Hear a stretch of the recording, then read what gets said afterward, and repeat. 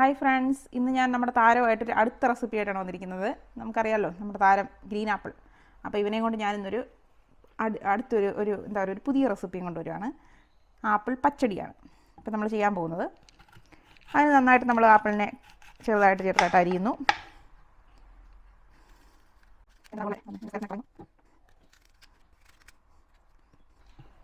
നമ്മുടെ വെള്ളരിക്കയൊക്കെ എന്താ പറയുക ആ ഒരു പീസിൽ അരിയുന്ന കണക്ക് അരിഞ്ഞെടുക്കാൻ ശ്രമിക്കുന്നു. ഇച്ചിരി വലിപ്പത്തിൽ തന്നെ ഇങ്ങനെ ആക്കിയിട്ട്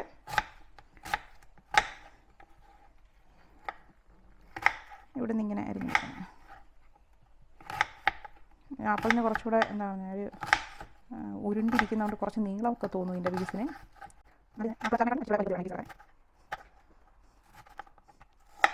കഴുകി ഉരുണ്ട് കിടക്കുന്നതാണ് ഇതിന് നല്ലത് പച്ചടിക്ക്.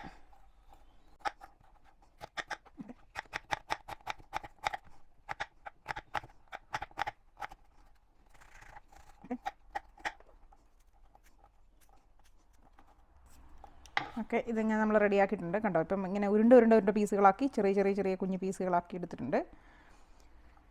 ഈ രീതിയിൽ അരിഞ്ഞെടുക്കുക.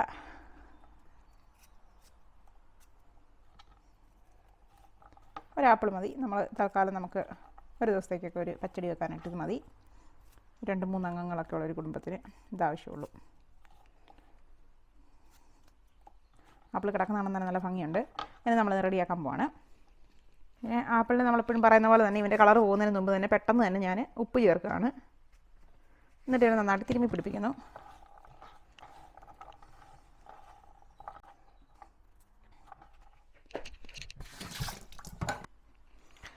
നമുക്ക് പാത്രം ചൂടായി. ഞാനൊരല്പം എണ്ണ ഒഴിച്ചു. അതിനുശേഷം നമ്മുടെ ആപ്പിളിനെ ഇടുകയാണ്. എന്നിട്ട് ഞാൻ അല്പം വെള്ളത്തിൽ വെച്ച് ആപ്പിളൊന്ന് വേവിച്ചെടുക്കുന്നു. ഒന്ന് ചെറുതായിട്ട് വഴറ്റിയിട്ട് ഒരല്പം വെള്ളം ഒഴിച്ച് ആപ്പിളിനെ വേവിച്ചെടുക്കുന്നു.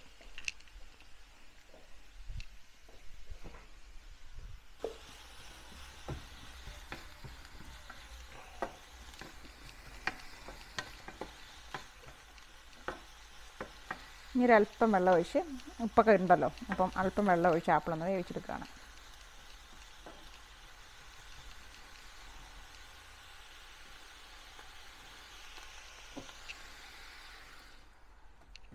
ഇനി ഒരു ചെറിയ തീയിൽ ആപ്പിൾ ഇരിക്കട്ടെ. ആപ്പിൾ വെന്തോളും. ആ സമയത്ത് നമുക്ക് അതിൻ്റെ അരപ്പുണ്ടാക്കാം.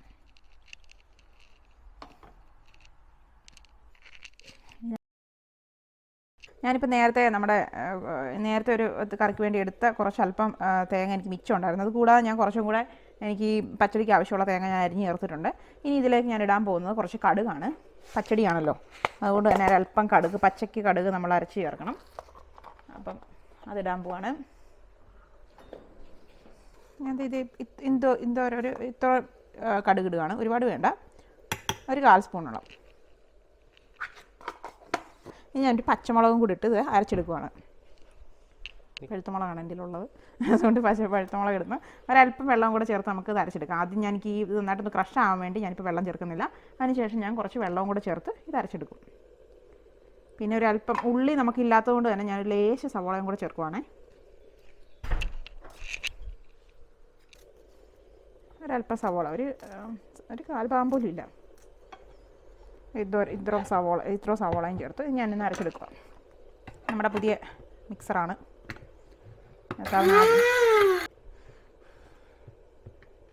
നമ്മൾ തേങ്ങ അരച്ചിട്ടുണ്ട്. പച്ചടിക്ക് പാകത്തിന് അരച്ചെടുത്തിട്ടുണ്ട്. നമ്മളിത് ഇതിലേക്ക് ചേർക്കുകയാണ്. നമ്മുടെ പച്ചമുളക് ചുമന്ന മുളകായിരുന്നുകൊണ്ടാണ് ശരിക്കും ഇതിൻ്റെ കളറൊക്കെ കിട്ടിയിരിക്കുന്നത് കേട്ടോ. അല്ലെങ്കിൽ ശരിക്കും നമ്മുടെ വെള്ളരിക്ക പച്ചടി പോലെ തന്നെ ഇരിക്കണം. ആപ്പിൾ നന്നായിട്ട് വെന്തിട്ടുണ്ട്. ഇനിയിപ്പോൾ ഇതിനകത്തേക്ക് ഞാൻ കുറച്ച് വെക്കുക. ഇതിനകത്തേക്ക് നമ്മുടെ അരപ്പ് ചേർക്കണം. നമ്മൾ ഈ അരപ്പ് ചേർക്കുകയാണ്. ഈ അരപ്പ് എന്നിട്ടൊന്ന് ജസ്റ്റ് ഒന്ന് തിളച്ചോട്ടെ. അരപ്പ് ചേർന്നിട്ട്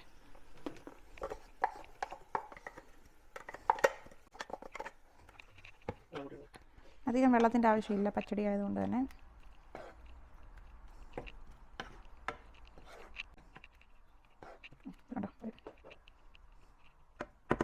എന്നിട്ട് വെന്തിട്ടുണ്ട്.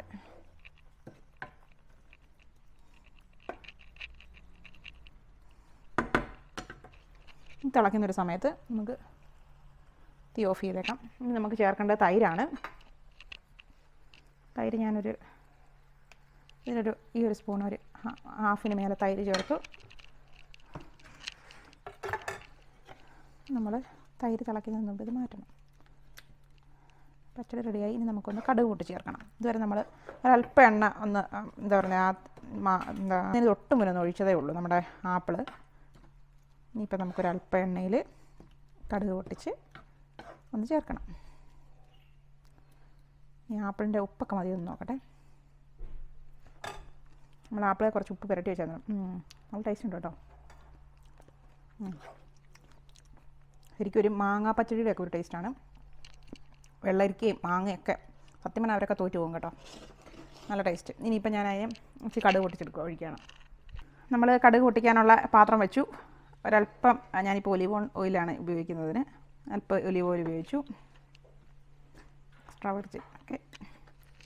ഇനി അടുത്തത് നമ്മുടെ അല്പം കടുക് ചേർക്കുകയാണ് പൊട്ടിക്കാൻ വേണ്ടി.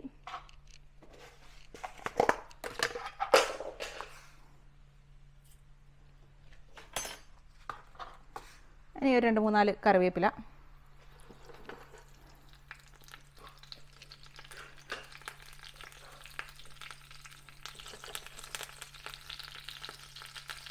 ഈ സമയത്ത് ശരിക്കും നമ്മുടെ കടുകും പൊട്ടുന്നുണ്ട് കേട്ടോ. കാരണം എനിക്ക് പണ്ടൊരു ഡൗട്ട് ഉണ്ടായിരുന്നു, കടുക് ഇട്ട് കഴിഞ്ഞാൽ അത് പൊട്ടിയതിന് ശേഷം ബാക്കി എന്തെങ്കിലും ഇടാവുള്ളൂ. അങ്ങനെ ഇല്ല.